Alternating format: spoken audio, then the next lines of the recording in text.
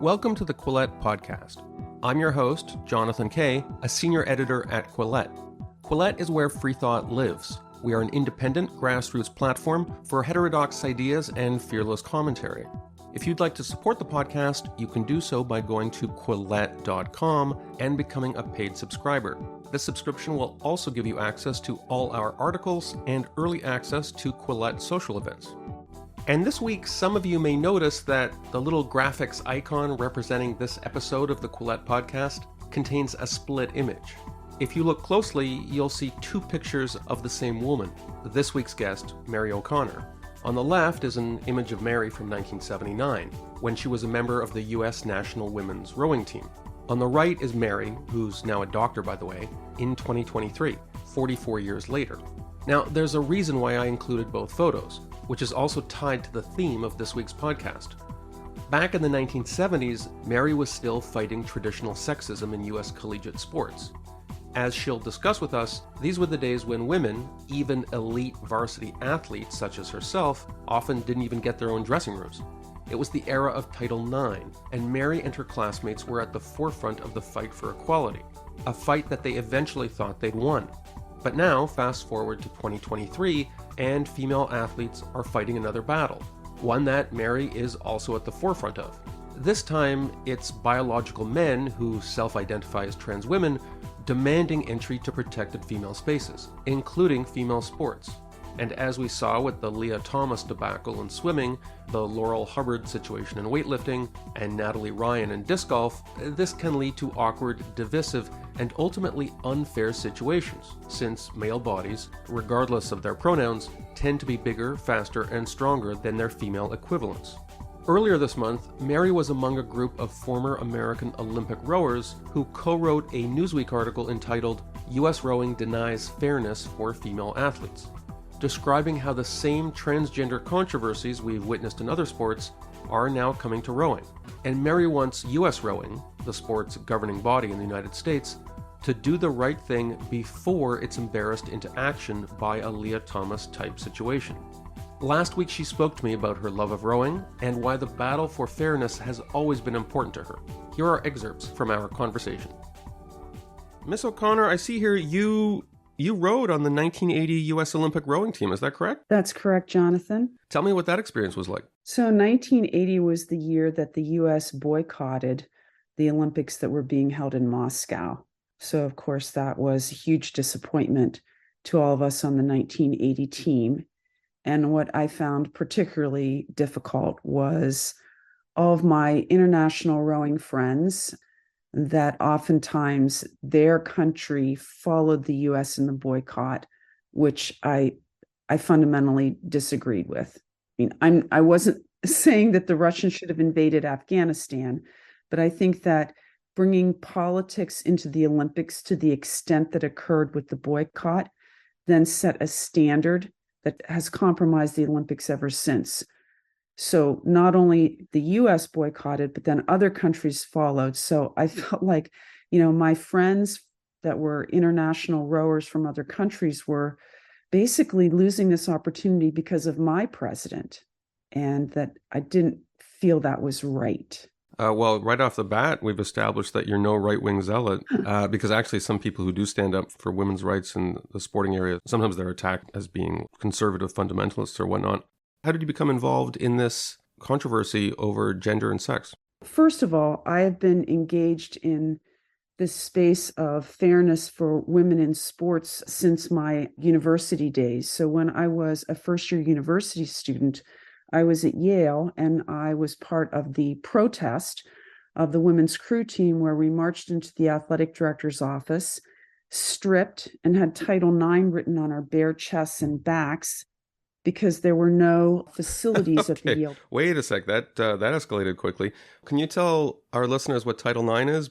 So Title IX was legislation that was passed in the United States in 1972 that protected people from discrimination based on sex in education programs and activities.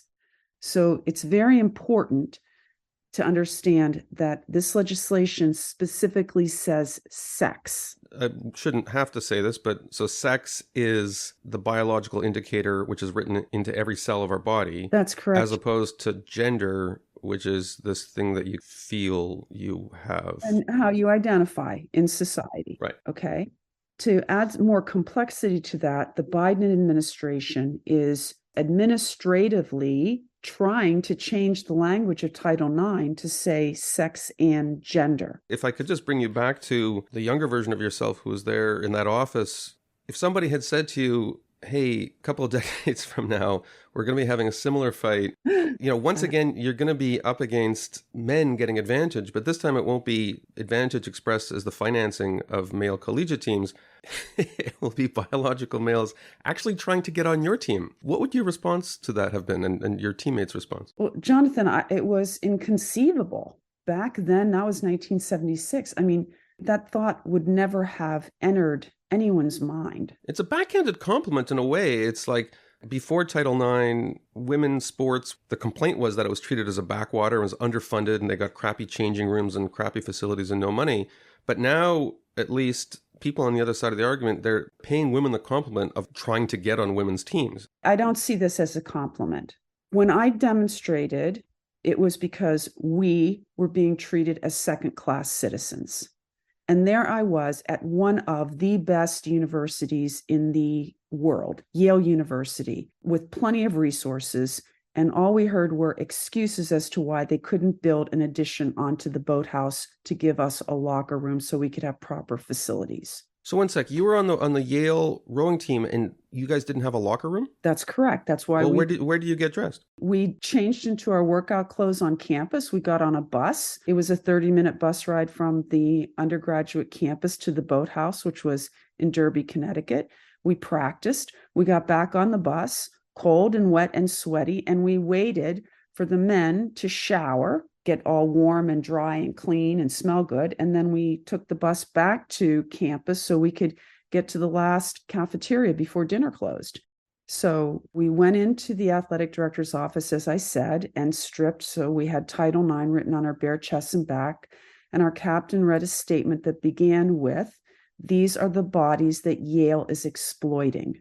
The protest was written up in the student newspaper called the Yale Daily News. That was picked up by the New York Times and the International Herald Tribune. And then that's when things happened.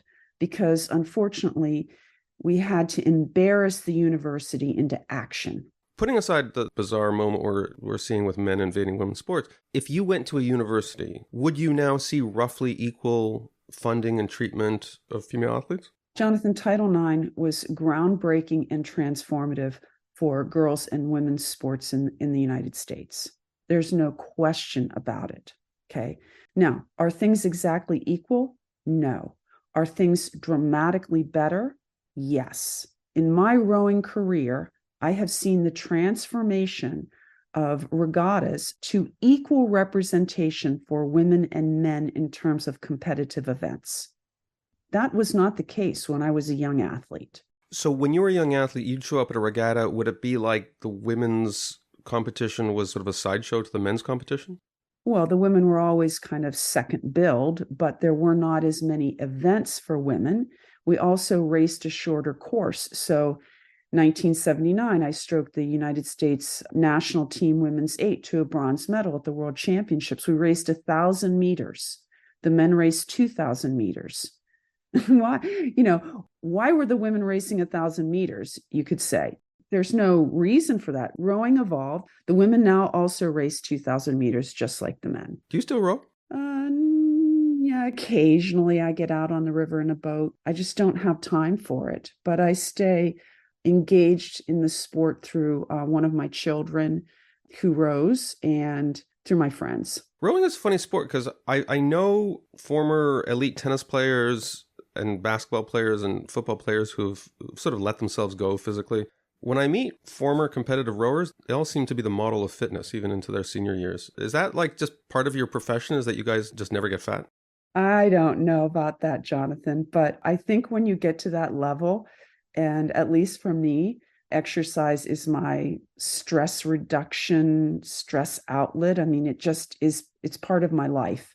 And when I miss my workout, I can feel that I miss my workout. So I don't work out to the same level of intensity that I used to when I was obviously training, and an Olympian, but exercise is just an important part of my life. I believe it was in December, this is December 2022, when U.S. rowing set its new policy. I believe it's called the Gender Identity Policy. Can you tell our listeners, what is U.S. rowing? What jurisdiction does it have? And what was the old policy? And what did this new Gender Identity Policy dictate? So U.S. rowing is the national governing body for the sport of rowing in the United States. If you think of the hierarchy as here's the International Olympic Committee, responsible for the Olympics and sports at that international level. And then below the International Olympic Committee are the international federations. And World Rowing is the International Federation for Rowing. So now there's World Rowing. And then below World Rowing are the national governing bodies in each country. So in the United States, that's U.S. rowing. Canada has a national governing body for rowing.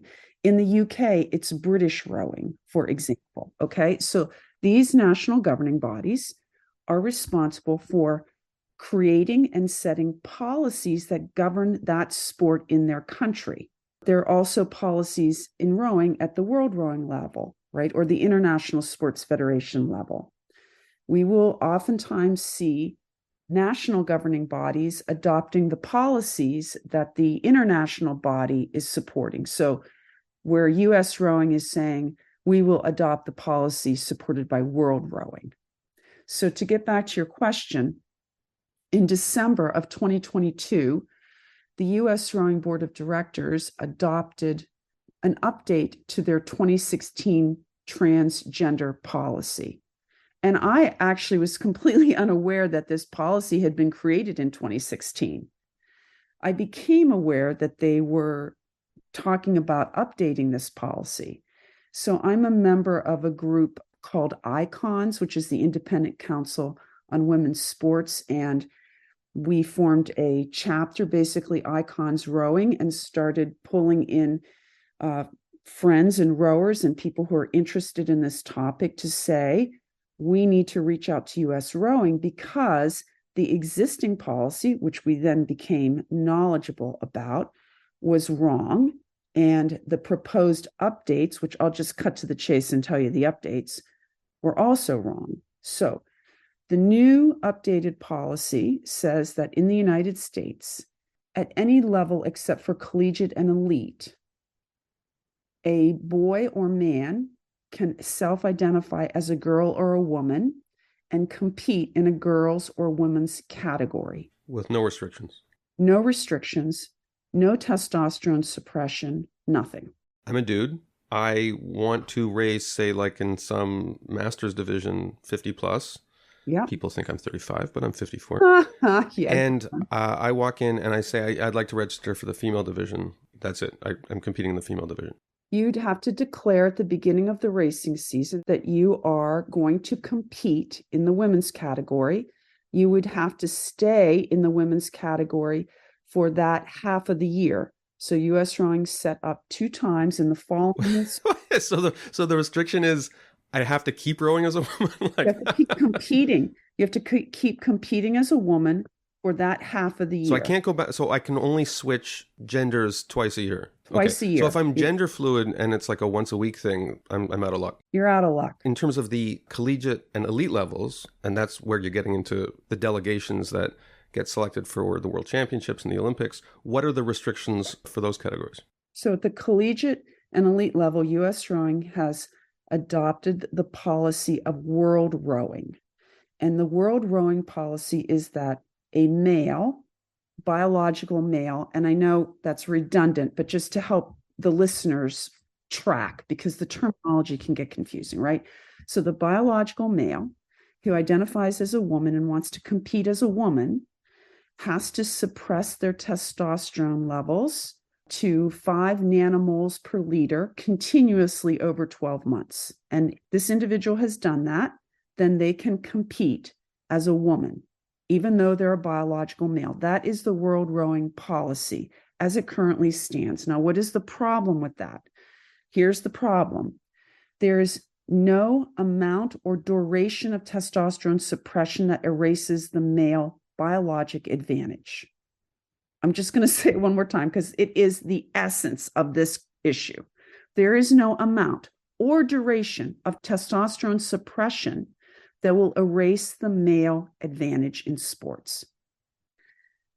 Furthermore, this policy, 12 months, is a very short amount of time.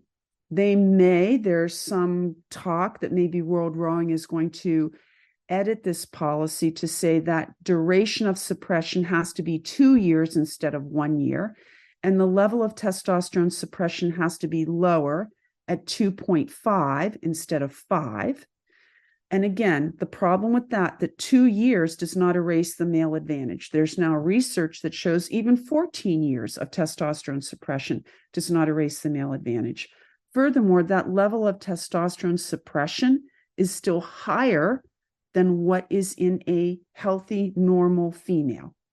So it's simply fundamentally unfair because it's allowing an individual who's a biological male to compete against biological females and have an unfair physiologic advantage. And we know in rowing, it makes a difference. It makes a difference in every sport. All you have to do is look at race times. Once you go through puberty as a male, things like height, bone density, heart size, there's locked-in advantages that are only marginally affected by testosterone suppression later in life. Mm-hmm. And now, of course, we have long databases to look at because it sounds like men and women have been competing in the 2,000 meters, same distance for many years. What's a typical time difference between otherwise similarly situated male and female crews over 2,000 meters? Jonathan, instead of me giving you some data on international racing times, I'm going to share some data on world indoor rowing ergometer competitions. That's when you go to the gym and you're sitting there and it's basically a big fan. You're sitting on the machine and you're on a rowing machine. So I do this at the gym every time I go, by the way, and I'm very pleased with myself because I did 500 meters in 1:39 the other day, which is like my personal best ever. Congratulations. I've been looking for an opportunity to drop that into a podcast, and this is the only time I'll ever have. Well, Jonathan, congratulations. That's quite good. Anyway, please go on. All right. So if you look at world record erg times, which I think is cleaner. Why? Because you're taking away the influence of rowing technique. You're taking away the influence of the water and the wind and all those other things, right? We see that lightweight men are 14% faster than the best lightweight woman in the world. But even in the open weight category, the fastest man is 12% faster than the fastest woman. And 12% is a lot. So the 2,000 meter world record for the men open weight is 5:35.8, 5 minutes and 35 seconds. The fastest time for the women open weight world record is 6 minutes and 21 seconds. 2,000 meters on an erg, on a rowing machine. That's a huge difference. You cannot put biological men in women's events and expect there to be fairness. It's not possible. I want to make one comment about puberty. Puberty is, yes, that's where there's the explosion of testosterone that really drives the physiologic differences between men and women. However, the sex-based differences actually start in utero. So even in girls and boys pre-puberty, there are physiologic advantages to boys compared to girls. The differences are smaller, clearly smaller than they are after puberty, but there are still differences. Was there any kind of scientific report that accompanied U.S. rowing's decision? Jonathan, that's an excellent question. And the answer is, to my knowledge, no. I have quietly asked that question. There is a U.S. Rowing Sports Medicine Committee, and I asked if this updated policy was endorsed by the Sports Medicine Committee. These are communications that I've had with individuals. It was that no, this was not officially reviewed or endorsed by the Sports Medicine Committee of U.S. Rowing. So one could ask, was there a committee at U.S. Rowing that actually created and endorsed and supported this policy? And I cannot find that information. Furthermore, the U.S. Rowing Board of Directors did not actually vote on this updated policy. They stated that because there were no significant changes to the update to the original policy, that a formal vote was not needed. Now, I absolutely disagree. I believe that there are fundamental changes that were made to the policy, and I believe that the board did not vote on it because they're trying to avoid individuals having to put their names onto whether they are blatantly discriminating against females in the sport of rowing or not. This is a failure of leadership. We'll be getting back to the Quillette podcast momentarily, but first, a quick reminder that if you're just listening to Quillette and not reading it, then you're getting an incomplete Quillette experience. Our website, Quillette.com, is where free thought lives.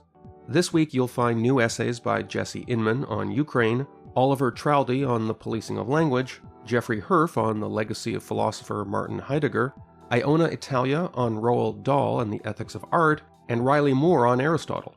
You'll also find an interview with legendary musician Nick Cave, conducted by my boss, Quillette founder and editor-in-chief Claire Lehman, plus a wonderful essay on the strange progressive fixation with drag queen Storytime Hour, written by veteran Canadian drag queen Skya Gilbert. All of that at Quillette.com. And now back to the Quillette podcast. So failure of leadership, I have some sympathy for the people running these sports. Presumably they're terrified because they have people like you calling them and sending them scientific articles about the reality of biological sex and talking to people like me.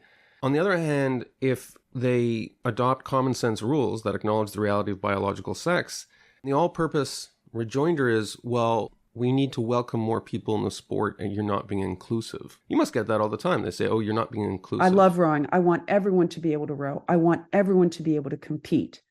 The essence of sport is to test yourself, right? It's to push yourself. It's to learn about yourself. It's to learn how to be on a team and support each other on a team.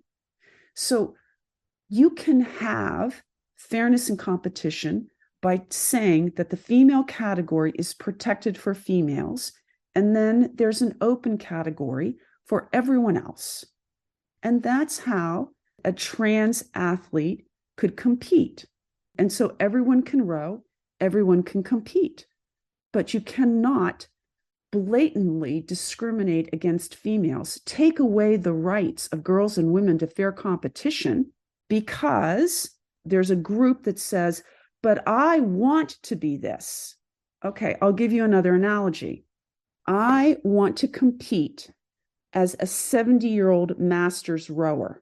I'm not 70. Why can't I simply self-identify as 70, following this logic, and say, no, I'm actually 70. I self-identify as 70. You have to let me compete in the 70-year-old bracket so I can go clean the clock on everybody who's 70 because I'm younger and faster and stronger. We have categories in sports because we need them to create fairness. That's why we have lightweights and open weights. Like me, you're old enough to remember the Seinfeld episode where Kramer dominated the dojo. Remember he enlisted in a karate class, was competing against 10-year-olds? Yeah. You know what? I'm going to slip in a soundbite of that right now.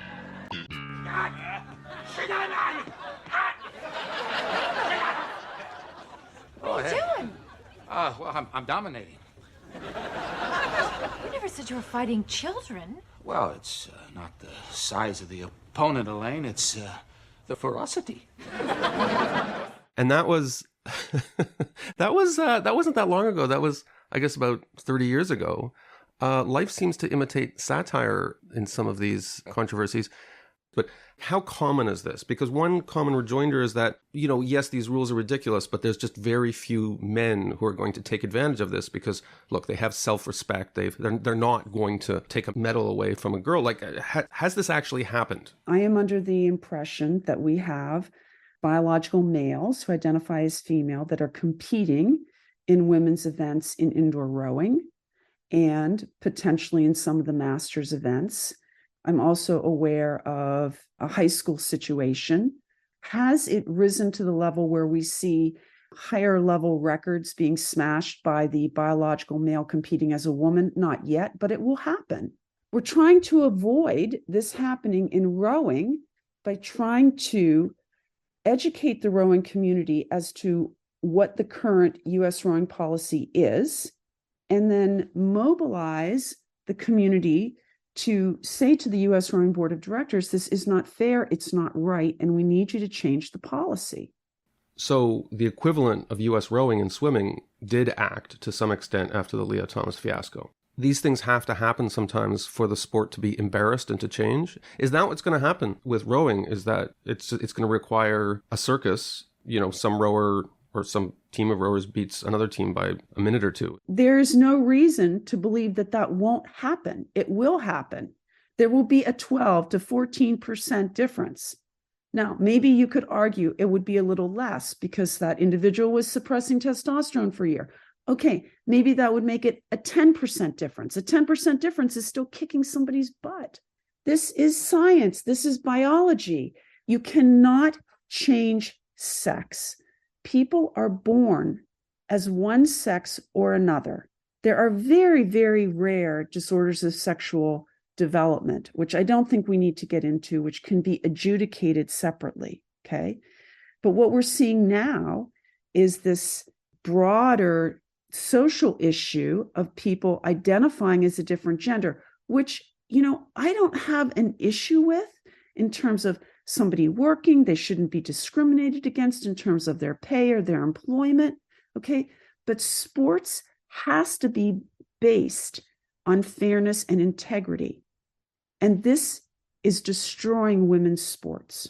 The other issue that I think is really important is privacy and safety.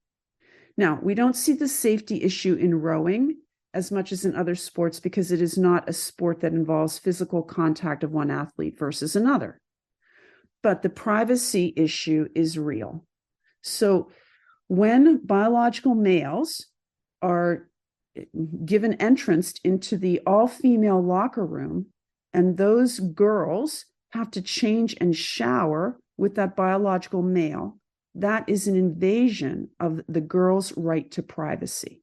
The solution, I've thought about this, is we need the coaches for the men's team and the individuals on the men's team to be more welcoming of that individual. That individual is a biological male. They should be showering and changing in the boys' and men's locker room. And if they identify as a female, that's okay. But if you've got a penis, you should be showering and changing with everyone else that has a penis. If you don't, you shouldn't. One interesting subplot here, which you hit in your Newsweek article, and I thought was very telling, is that there seems to be one area of competition where U.S. rowing is quite punctilious about biological sex. I have to tell you that we're very fortunate that our op-ed was published by Newsweek on February 2nd of 2023. That is my favorite paragraph of the whole piece because it really highlights... So what's that? But you know what? I didn't bring you on to be a narrator, but let's have you read that paragraph. In the height of irony, U.S. rowing chose to protect fairness based on sex in only one racing category, mixed events. In these competitions, men and women raced together in the same boat. U.S. rowing specified that such boats must be 50% female. This is the only event in which female sex is an eligibility requirement. Without this sex requirement, a mixed boat could be composed entirely of males, some of whom identify as women. Such a boat would possess an unfair advantage over a boat comprised of 50% males and 50% females. Hence, in a move that can certainly be viewed as misogynistic, U.S. rowing defined eligibility based on sex only when not doing so would make competition unfair for males. Yeah, give me an example how this would play out. Let's take a mixed 8. That's 8 athletes in the boat. In the mixed event, what U.S. rowing is saying, 4 of those athletes must be male and 4 of those athletes must be female. And again, this is the only place in the whole policy where there's a requirement based on biological sex for the women. Because if they allowed the application in this category consistent with the rest of the policy, that mixed vote could be 4 males, 2 biological females, and 2 biological males who identify as women, competing as women. So that vote is really 6 males and 2 females that would be competing against another boat that is 4 males and 4 females. And so the boat that has more males in it will have the advantage. And so if they didn't put that in the policy, that would make competition for men unfair. So U.S. rowing has specifically protected the integrity of competition for men and totally trashed it for women. I can't even understand how they couldn't see the backlash that they would receive and the hypocrisy of this aspect of their policy. These people are smart people on the U.S. Rowing Board of Directors, but yet this is what they did.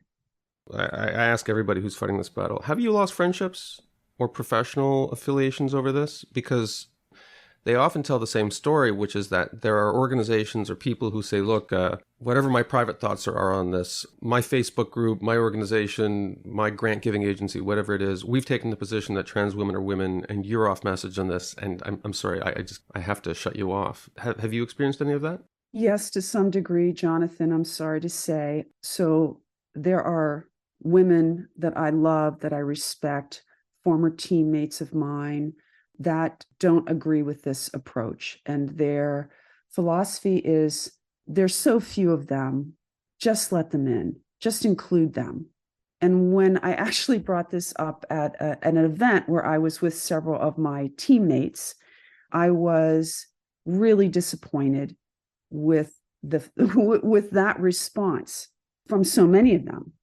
However, what was very interesting was that afterwards, several of them came up to me individually and said, yes, you're right.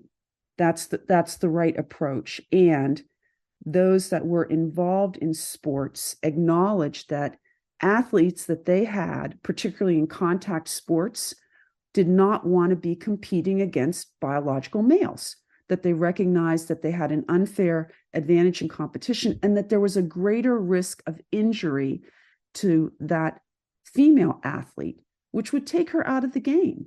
So they were afraid to speak up. It is disheartening. It's wrong. It feeds into this whole climate that we have where we are afraid of discourse and discussion, because I welcome it. Like, let's have a conversation about this. Let's figure out a solution. There are other options. But instead, what happens is a personal attack, right? To call somebody a bigot or a transphobe or name calling.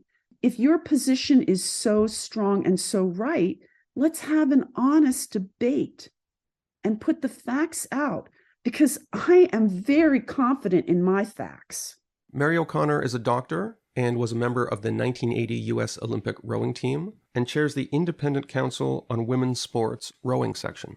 Dr. O'Connor, just realizing I should have called you doctor this whole time, thank you so much for joining us. Jonathan, it's been my pleasure, and I would ask everyone to engage. They can go to our Icons website. That's iconswomen.com. They can join our network. They can sign petitions that we have to support fairness for females in sports. And this is really such an important moment for us, for not just our daughters, but also our sons, because we want to raise our children understanding that fairness and integrity matter. Well, thank you so much for taking the time to share your thoughts on the Quillette podcast. My pleasure, Jonathan. Thank you. Thank you for listening to this episode of the Quillette podcast. Quillette is where free thought lives. We are an independent grassroots platform for heterodox ideas and fearless commentary. If you'd like to support the podcast, you can do so by going to Quillette.com and becoming a paid subscriber. This subscription will also give you access to all our articles and early access to Quillette social events.